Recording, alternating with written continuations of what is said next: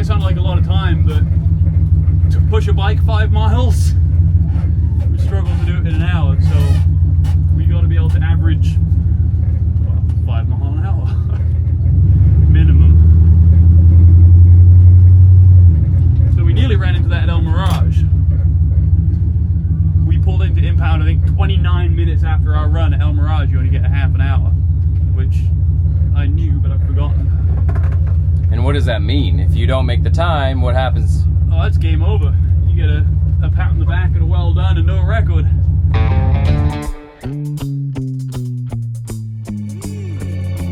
Hey guys, welcome back to the Revolt Garage. Quick little update for you. We're going to Bonneville. We got a new face in the Revolt Systems crew. This is Conel. Conel, what do you do? I've been designing some parts here around the shop, just helping out everywhere I can, you know. Where are you going to school? Going to Brown University, studying mechanical engineering. He's smart, so we need him. I have 2 skills. I drink and I know things. Oh, what? What things do you know? Like so many things. Yeah, and it's actually, he's really, really smart. He builds like really cool little thingies for us. See this? Bling. No, it's pretty neat. It's pretty neat. He's been, he came into us as an intern. We do get a lot of interns coming through here. I think out of, we love all our interns, but you have shined in the Fusion 360 world, my friend.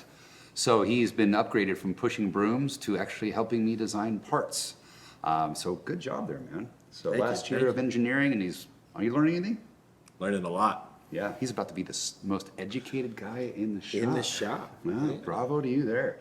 So we've been trying to come up with a name for the motorcycle.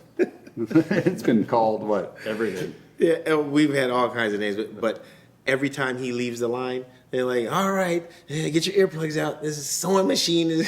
Electric sewing machine. Electric sewing machine is what they've been calling it in El Mirage.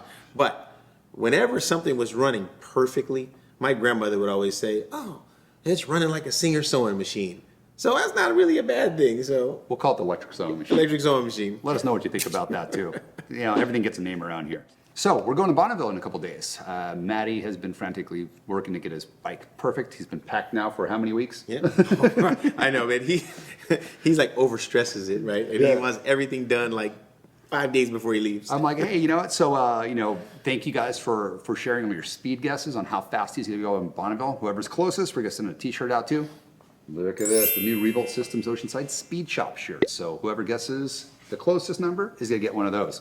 So we did what, 2:14.034 at El Mirage and a mile and a third. Over at Bonneville, we got 3 miles. Yeah, so Bonneville's going to be a significantly faster pace. exactly. Hopefully things keep up well, because the last 3 years we've had some really, really bad weather out there. It is a little wet. It rained last week. There's some moisture on the ground, but the track is runnable. It's going to be better than it was last year, and hopefully Maddie will be able to just knock this one out of the park and get things done. Is that a word? Runnable? Runnable. Runnable. Of course, what? I just made it up. All right. Yeah. Runnable. I like it. Duh. Yeah. Of course it's runnable. English is my second language. Get out of here. So Maddie, every time he rides a bike, he makes some modifications, you know, adjust this, the dash, the brakes. So he's been fine tuning the bike. It is race ready to go. What else did he do to it? He adjusted the chain. He re-geared it for, like 300 miles an hour. Some crazy number. Only the Welshman will sit on that thing. Yeah, I mean, it was. He's made some serious adjustments. It was a little bit too low. So between 0 and 160 miles an hour, if you cracked the throttle anywhere, the back wheel would just spin off of it. So we set it up to get him further down the track at a higher speed, so we're not wasting all that RPM. Let's talk about the cord. Cord is a big project in our shop. The green machine behind me. We just got our axles out to Dutchman. Thank you guys very much for that one. Check them out. If you guys ever need custom axles done, they are the best in the trade. They are masters of their craft. And they're doing it in like a week. Yeah. You literally send them both sides welded together, and they send you a brand new shaft that's cut and ready to go. Steering mechanism, we are going electric power steering on this from ePass. So ePass, thank you guys for that as well. Yeah, they are making a totally custom column for that car, specifically for that car. The column in this car originally was 6 feet long, and it was part of the actual box. So gearbox. We couldn't even pull the column out of the gearbox. So we had to cut everything up, send it over to the ePass guys. They're custom building us a power steering system for this car in particular. It's going to be awesome. It's going to be integrated into our new steering system. Also, we are putting an eye booster in there. Yep. And Johnny's working on a really cool cantilever system to get the brakes ready. These things have to stop, and they have to stop very, very well. So that's taking up a lot of time. That was supposed to be like a 2 or 3 day project, and now it's turned into a week It's because these cars are just finicky that way.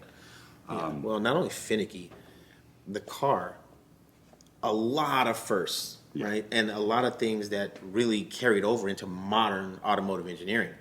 This is one of them. Ooh, this is some cool stuff right here. Now, this is, what is it, Conel. When was this company established? So we called them and gave them the part number, and they said they quit making these 40 years ago. And they said the company was established when Benjamin Franklin himself was in his 20s and obviously still alive. So we're looking at like the 1700s somewhere. Yeah. Company's been around for a very long time. The CV joints that went into this car were invented 10 years before this car was put on the road.